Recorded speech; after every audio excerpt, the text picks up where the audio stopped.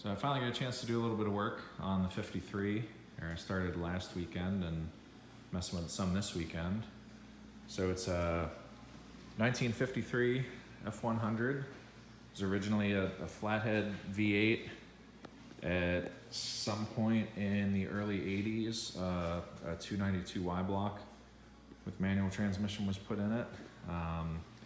I pulled that. I'm actually going to be putting a 2012 Coyote 5.0 in it with the 6R80 automatic transmission.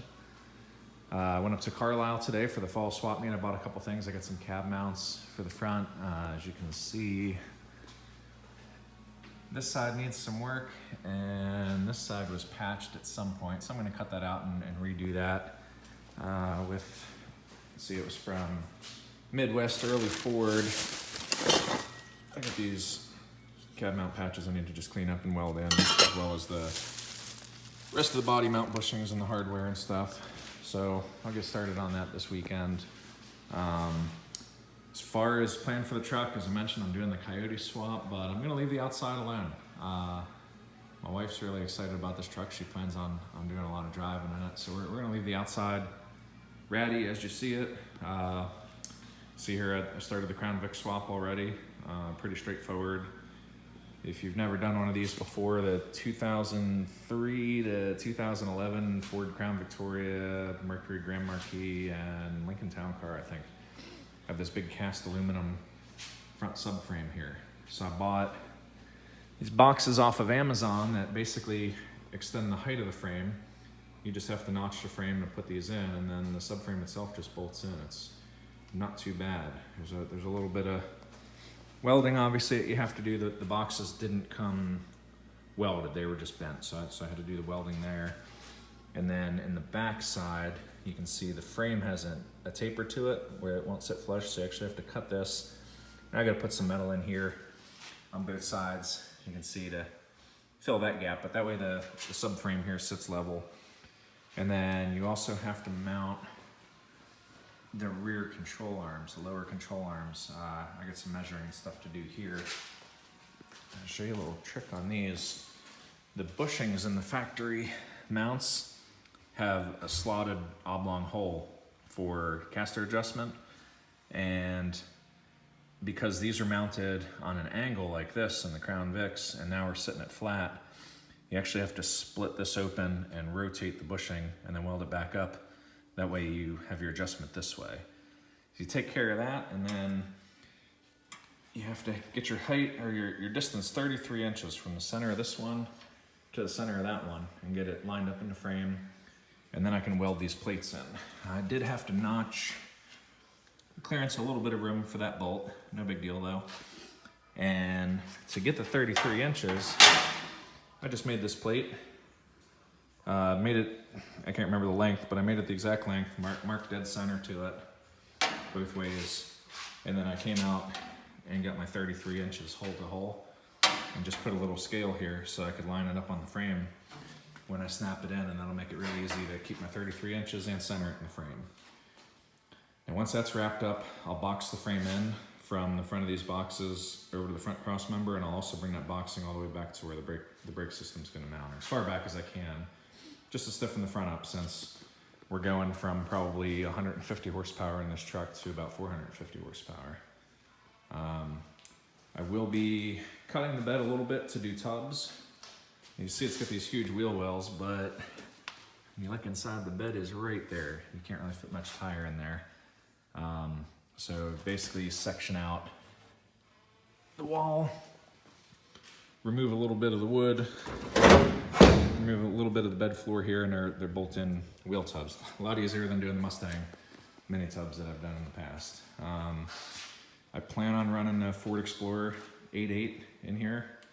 I don't know what gears I'm gonna go with yet, probably around a 355 or so. This is gonna be a nice street cruiser. It's gonna have power steering, air conditioning, automatic transmission. It's just gonna be something you can get in and drive. My wife likes cars that are a little quieter, so I'll probably have somewhat regular exhaust on it, but then I'm gonna do electronic cutouts so that when I drive it, I can have a little more fun with it. So I mentioned I went to the Carlisle today. One of the tools that I bought, I've been wanting one of these guys forever. The Contour, basically a paint and rush stripper. So I got this. I got the 40 grit heavy drum. This is really similar to the 3M strip wheels that I've used on the end of regular drills. And then it came with a finishing. It's like a 240 grit equivalent.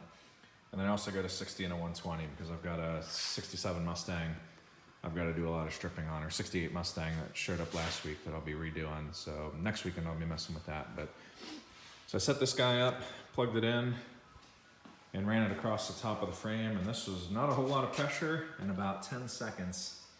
And you can see how nice it made that frame. I was going to sandblast the frame or have the frame blasted, but honestly, as fast as that thing worked, I'm probably just going to pull the bed off and use that and run over the whole frame with that.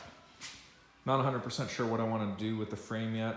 Like I said, I am leaving the body pretty rough as it is. All the glass is good, so it's just getting cleaned up. Now the interior, I'm going to restore it. I'm going to paint it and make it nice. I'm kicking around the idea of changing the frame color, maybe doing like a metallic silver or something like that. The truck's going to stay red and blue for now. I am going to do the engine bay as well though. So everything from this body line in, I'm going to strip that and I'm going to repaint it red, make it nice. Because I want the engine bay to look really good when you pop the hood and see the engine. Same with the interior. I want to do new seats. I want that to be nice and comfortable. I'm probably going to go with a bench seat from TMI. I was really happy with the TMI seats and other interior parts I had on my 68 last year. So that's it. Stay tuned. I've got some customers' cars to work on, so I'll probably work on this weekend, maybe a little bit next weekend, but I need to start on the 68. I will show you, we'll go up on the hill here, and I can show you the project car. So this is where the drivetrain's coming from. Shame it was wrecked in the front because this is my favorite color on the S197, the grabber blue. This is a 2012 with like 85,000 miles on it. The guy pulled out in front of a truck and just smeared the front end. Not that bad though. The interior's really nice. The airbags didn't go off. I drove it on and off the trailer. I had to cut a little bit of metal here to keep it from rubbing the tire. But once I did that, really all the damage is only from about here forward. So once I pull the engine and trans, probably gonna hang new metal on there, and a friend of mine's planning on rebuilding this car and putting it back on the road with a manual trans. So we're gonna put new metal in it and make a nice roller.